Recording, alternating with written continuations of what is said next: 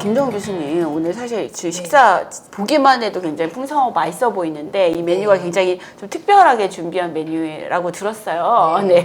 보기에는 사실 똑같잖아요. 일반 네. 된장찌개, 김치찌개로 보이는데 사실은 이제 숨어있는 좀 포인트들이 있습니다. 된장찌개 같은 경우에는 저염으로 만들기 위해서 여기에 칼칼한 고추장 대신에 고춧가루 넣었고요. 그 다음에 들깨가루와 두부는 지금 형태로 보시면 아시겠지만 조금 으깨가지고 식감을 올렸습니다. 그리고 건더기 위주로 드시기 위해서 풍부한 감칠맛을 내기 위해서 버섯이라든지 제철 연근이라든지 무라든지 이런 재료들을 활용을 했고요. 또 김치찌개는 지금 김치의 붉은색이 이렇게 나고 보글보글 끓고 있는 모습이 보이는데요. 보통 이제 김치찌개 끓이실 때 김치 국물도 좀 넣고 그쵸. 또 이렇게 간을 맞추기 위해서 양념 같은 것도 넣는데 그것들을 조금 덜어내시고 토마토를 넣고 끓였어요. 토마토. 네. 오. 그래서 붉은색은 살리면서 토마토의 새콤하고 또 감칠맛이 이 김치찌개에 고스란히 들어있기 때문에 기타 양념이나 국물을 넣지 않아도 풍부한 맛으로 저염으로 드실 수가 있습니다.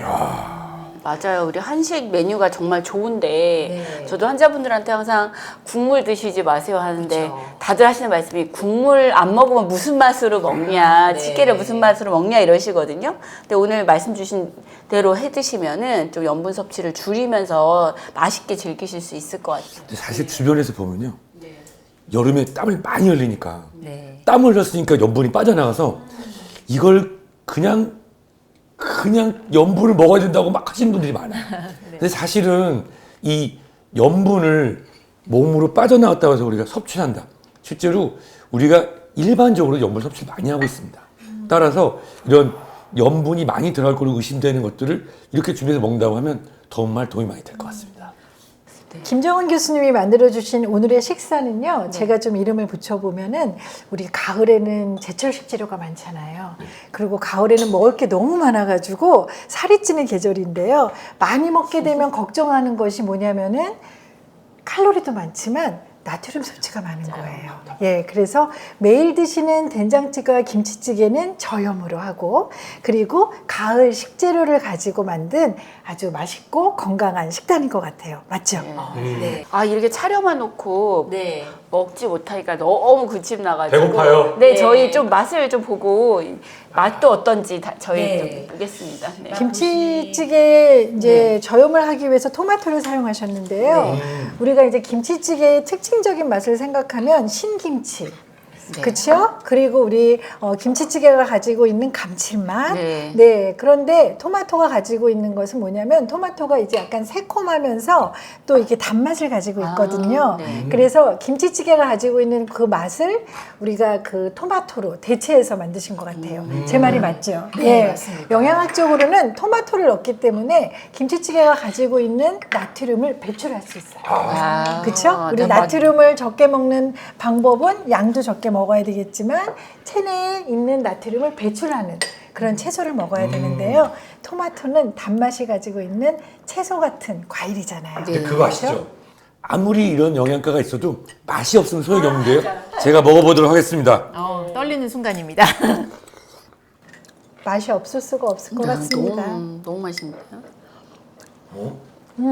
저는 사실 김치가 좀 덜 들어가면 안 매울까 봐 김치찌개도 살짝 매운맛이 있어야 맛있는데 사실 토마토를 넣었어도 제가 일반적으로 먹던 김치찌개랑 비슷하게 그렇죠.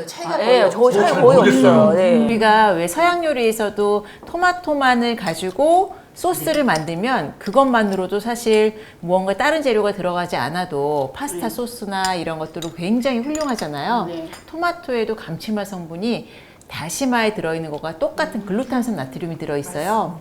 그래서 마치 토마토가 육수를 내는 다시마의 역할을 한다라고 보시면 될 것 같아요. 지금 근데 지금 보니까 껍질 같은 게 하나도 안 보이는데 토마토 넣으실 때 껍질은 빼고 넣으신 건가요? 사실 껍질을 빼고 넣으면 걸리지 않아서 더 좋긴 한데 방울토마토를 그대로 그냥 반으로 갈아서 넣으셔도 끓이다 보면은 밑에 껍질 부분이 이렇게 수축이 되면서 가라앉으면서 입에 걸리지 않습니다. 껍질 벗겨서 넣기 귀찮으시죠? 네, 그리고 네. 토마토 껍질하고 김치하고 같이 있기 때문에 별로 걸리지 않습니다. 전혀 모르겠어요. 네, 그러니까요. 토마토가 글루탐산 나트륨이 있어서 네. 감칠맛이 있을 뿐만이 아니라 네. 토마토 영양학적으로 너무 좋은 채소잖아요. 토마토가 익어가면 두분이 필요 없다고 말씀하시죠? 아, 저희 어떡하죠? 가뜩이나 지금 애들 학원비 준비했는데 네, 사실 유명 교수님 우리 염분 줄여서 먹어야 되는 거는 너무 많이도 알고 계시지만 그래도 들어도 중요한 것 같아요. 맞아요. 왜 저희가 염분 줄여서 먹어야 되는지 좀 말씀 주시면 사실 우리가 네. 이 일상생활에서 부지부식간에 먹고 있는 음식들에 굉장히 많은 나트륨이 들어 있습니다. 근데 우리가 그걸 잘 모르죠. 근데 그렇게 섭취를 하다 보면 단지 짠 게 아니라 나트륨을 계속해서 과다히 섭취하다 보면은 그것이 결국은 삼투효소 때문에 이 혈관으로 물을 끌어당겨요. 그러면 혈관벽에 압력이 생기겠죠? 혈관 손상도 되고 또 이걸로 인해서 혈압이 올라갈 수도 있고 신장이라든지 주요 장기 손상이 될 수도 있습니다. 따라서 우리가 신경 써서 저염 식단을 준비해야 되는 이유는 이미 현대인들의 식단, 대한민국 현대인 식단에는 나트륨이 너무 많기 때문에 조금 더 신경 써서 이런 조리하실 필요가 있을 것 같습니다. 맞아요. 근데 또 저염으로 먹을 때 식재료를 좀 줄이고 하는 것 때문에 내가 좀 영양소 부족한 거 아니야? 이런 거 괜히 걱정하시는 분들도 있을 수 있을 것 같아요. 어떻게 좀 충분히 영양소를 섭취하면서 저염을 하실 수 있는지 좀 말씀 부탁드릴게요. 일단은 이제 찌개라는 음식이 무조건 건강하지 않다라고 생각하시기에는 사실 찌개는 여러 재료들을 한꺼번에 넣고 가정에서 간단하게 끓일 수 있는 것이기 때문에 어떻게 보면은 골고루 영양 섭취를 잘할 수 있는 음식이기도 해요.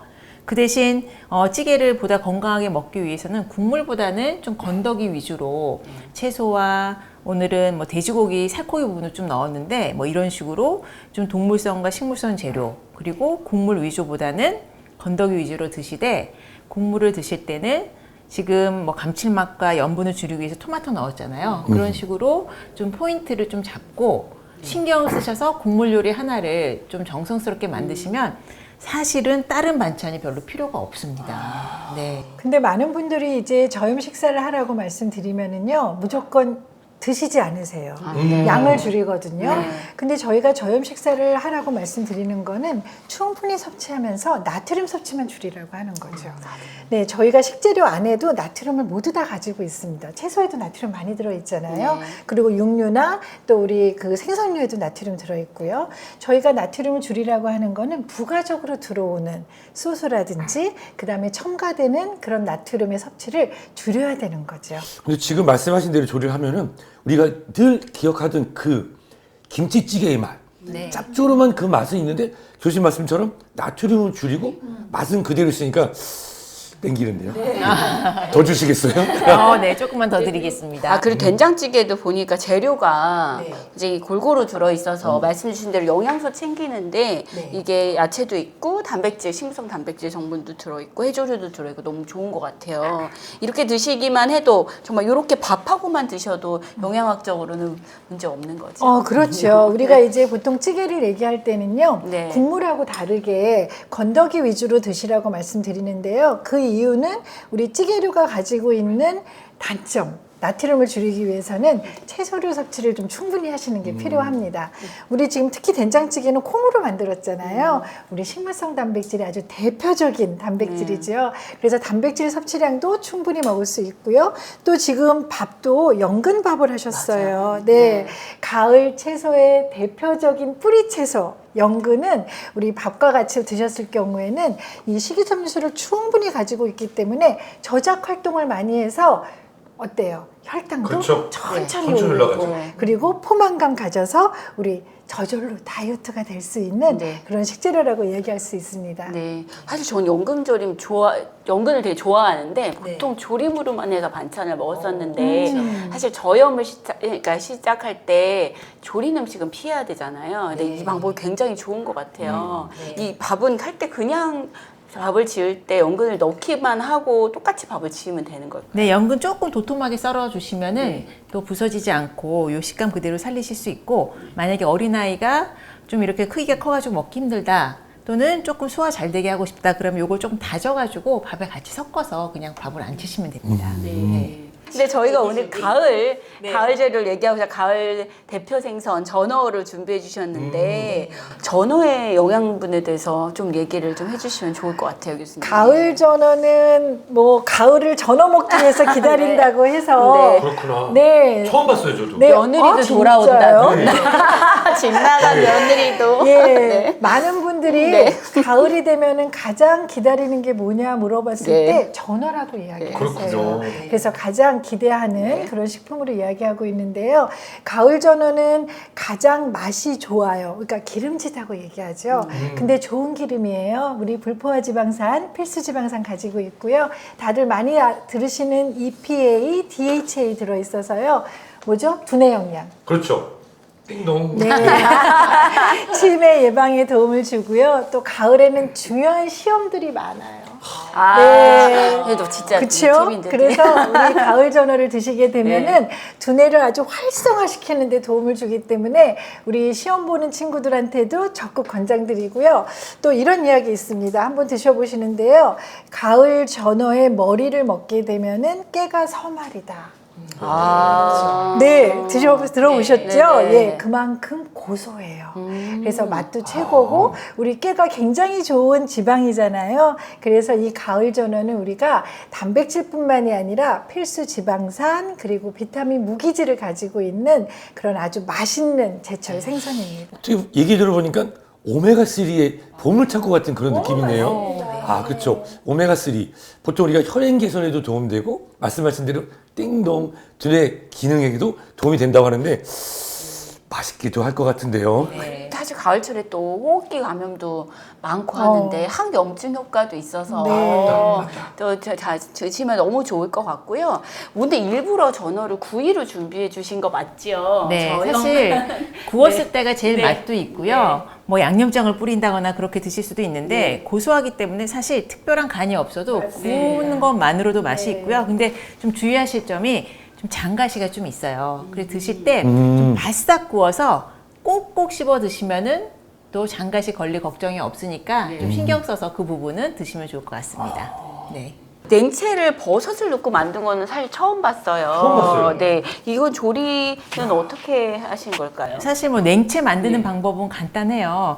식초랑 설탕, 소금 이렇게 들어가면은 냉채 만드실 수 있는데 여기에 이제 마늘 다진 거 살짝 넣어주시고 그런데 새콤한 맛이 들어오면은 염이나 그런 나트륨 성분이라든지 또 단맛을 조금 줄여도 그 새콤한 신맛 때문에 맛이 좀 개운하게 느껴지기 때문에 그런 당이나 나트륨을 줄일 수가 있는데 그때 보통 이제 미역이나 오이 이런 걸로 냉채 많이 하시잖아요. 근데 제철 이제 버섯이 있다 보니까 버섯은 사실 특별하게 무언가 방해하는 맛이 없어요. 그리고 씹는 식감도 고기처럼 쫄깃쫄깃하기 때문에 미역이나 기타 뭐 오이나 무 같은 거 넣었을 때 같이 냉채를 하셔도 굉장히 잘 어울립니다.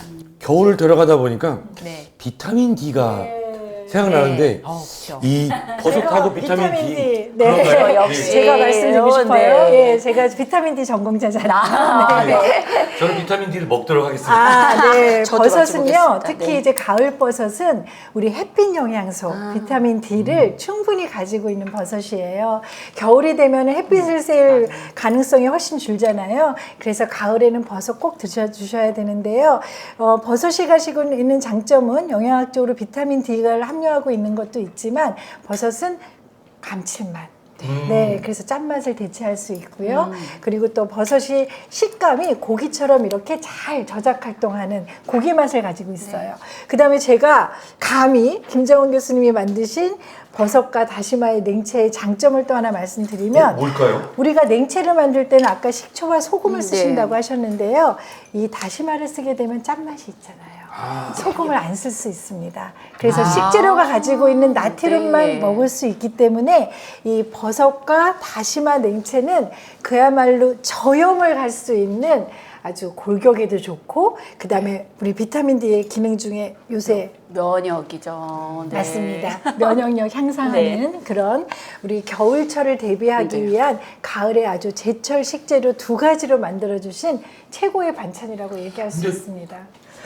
오늘 이렇게 메뉴를 살펴보니까 사실 면역력이 떨어지기 쉬운 이 환절기 가을철에 건강을 챙기는 정말 좋은 음식 메뉴였던 것 같습니다. 제가 오늘 정말 많이 배웠고요. 특히 조리 방법이 쉽다고 하셔가지고 좀 꼭 한번 시도해보고 싶어요. 네, 아무리 건강에 좋아도 사실 만들기 어려우면 잘 안 해 드시게 네. 되는데 오늘 간단하게 만들었으니까 한번 꼭 만들어 보시기 바랍니다. 네, 우리가 제철 식재료의 좋은 점은 다들 잘 아실 거예요. 그런데 가을철에는 정말 제철 식재료가 굉장히 많아요. 가을에 영양소를 가득 먹을 수 있는 이 식사에 가을의 향기를 전부 담아서 식사하시기 바랍니다. 보통 한식이라고 하면은 소금도 뿌리고 네. 그리고 막 짭짤한 맛이 꽉 차야 막 흰쌀밥을 먹는데 지금 말씀을 들어보면 조리 단계별로 다 저염인데도 맛있거든요. 정말 이렇게만 준비한다면 저염 식단 누구나 할 수 있을 것 같아요. 네, 그렇게 이야기해 주시니까 정말 제가 의도한 바이기도 하고 또 저도 제 방법이 맞았구나 하면서 좀 뿌듯하기도 합니다. 여러분들도 간단한 방법으로 제안을 드리니까요. 꼭 만들어 보시기 바랍니다. 네, 오늘 교수님들 좋은 말씀 해주셔서 정말 감사합니다. 감사합니다. 네, 감사합니다. 맛있게 먹겠습니다. 네.